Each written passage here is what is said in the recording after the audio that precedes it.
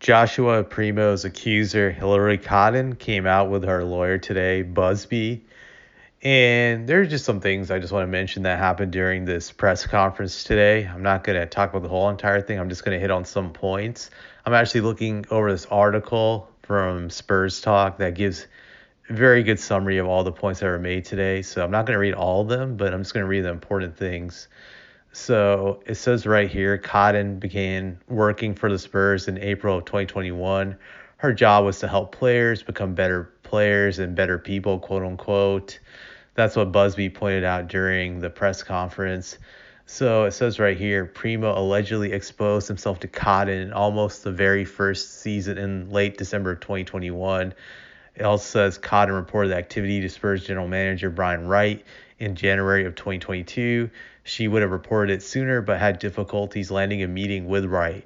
When she did report it to Wright, Cotton thought the Spurs weren't taking the matter seriously. That's what I meant to say. Correction. So she believed that they weren't taking the matter seriously when she had reported it to Brian Wright. So she wasn't able to report it earlier, according to this. Let me see what else here. So it says also right here that Cotton claims that the Spurs told her to keep doing sessions with Primo. Cotton reported that instead of Primo's conduct stopping, his conduct escalated. So he basically made things worse. He started getting even more emboldened to flash her a bunch of times, according to this.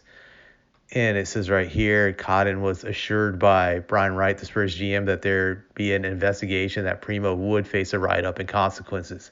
Cotton claims Primo didn't face any consequences. So this is where I believe the problems began, that they didn't punish Primo at all. They said that they would, but they didn't come through. And this is where I think where it got really bad. It escalated into becoming a big deal, I would say. And it says right here, instead of Primo facing consequences, Cotton felt that she was punished. She claims her access to the team was restricted, and the Spurs told her she could work from home. So that was another sign that the Spurs were favoring Primo over her. So I can understand how she would feel just psychologically, that she wasn't worth anything in their eyes. She probably felt lesser than, and that yeah, she was the victim in this situation, obviously, with him flashing her, and they didn't care. They actually demoted her by having her just not work in person and forcing her to work from home, basically.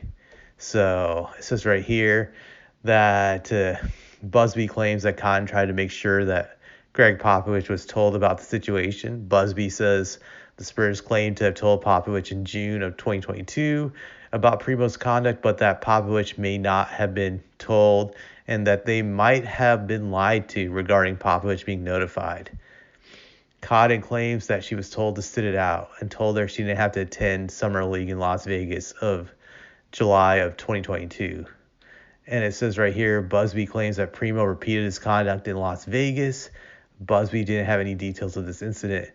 And it says Cotton's contract was not renewed after August 2022. So that was probably the nail in the coffin for Cotton. That pushed her to the edge. I'm assuming she couldn't keep her job, and she was a victim. And according to her point of view, this organization didn't value her. They treated her like crap. Just the way they just dismissed everything that happened to her and just pretty much just canned her. And it says, I'm trying to see if there's anything else right here. So I can only imagine the insult to injury she felt when the Spurs picked up Primo's option to have him for 2 extra years. Granted, they waived him now, but she had to have felt insulted. Also, I just want to read R.C. Buford's statement. He did say something about this. Let me just find it.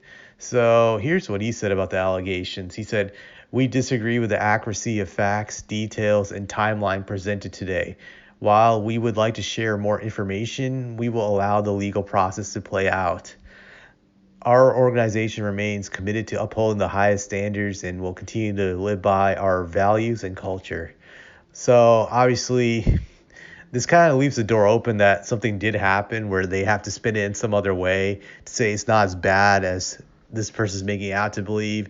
It's all about the context. That's what I think RC's implying by making those statements. So the other thing that has come out is that allegedly he's exposed himself on 9 occasions to his therapist. So that's pretty disgusting if this is proven to be true.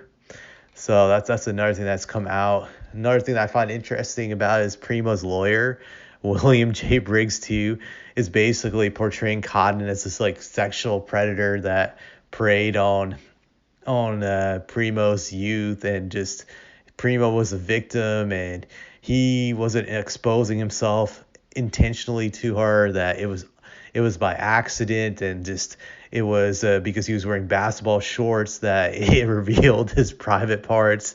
To me, it's very silly, but who knows? Maybe it works out legally with their argument. I've seen lawyers have dumb arguments and win in court, so we'll see how that plays out. So this is really what it is, that they're trying to portray her as this older predator, and she took advantage of his naivete and his youth. So we'll see which side wins. But one thing I'll say, if this is proven true, that it was actually proven that she has reported to Brian Wright that this stuff was happening, and he didn't do anything about it, it obviously makes Brian Wright look terrible. That's definitely, I would say, a fireable offense that you can't bring him back after this. And also you got to factor in Brian Wright had a lot of emotional investment in Primo doing well. Primo, I believe, was his first draft pick. I think maybe he drafted someone prior to Primo. I could be wrong, but I think it was his first draft pick where he made on his own. It was his decision. So obviously he wants Primo to succeed at all costs, because if Primo succeeds, he ends up looking good. If Primo fails, he ends up looking bad. So I could see an emotional commitment from him to make sure Primo succeeds at all costs. Plus, there's that fear if he tells Pop about this, well, then he looks like an idiot. Pop is going to be angry. Pop is hot-tempered. Everyone knows that. Maybe he didn't want to deal with that. That could have been the case. And also, the thing about the situation with Pop is interesting, that allegedly Cotton and Busby believes that Pop was never notified. And let's say that's true, then Pop is fine, I would say, if he never knew about this, quote unquote. But if he did know about this, if it's proven that Brian Wright did tell him about this and he did nothing, I think this destroys his legacy to a large degree. It's kind of like a Paterno situation where it's not as big as Paterno, but it's still pretty big. I would just say a level or two below him. Since Paterno, what he did was worse, but it sours the legacy of Pop. It makes him look like a guy who had fake morals. He's always a guy who preaches good morals and all this other progressive stuff. But if it's proven that he didn't do the right thing in this situation, then he comes across as this fake person. So definitely a bad look by him. RC, I do have some concerns about RC because he's historically been a great GM for the Spurs. If he's linked in this some way, if he knew of this, it's terrible, because even though Brian Wright is the GM of the team, I still think RC has influence to a large degree, and to lose a great basketball mind like RC would hurt the Spurs for sure. It would be a huge loss. So I hope that RC is not involved in this, but you just don't know, because all Busby would point out is administrators just knew about this, so who knows? But it's a bad look. I just want to see how this plays out, to be honest. I think more will be revealed as this progresses, especially when they have this trial and it goes to court. So we'll see what happens. That's really all I have to say about this.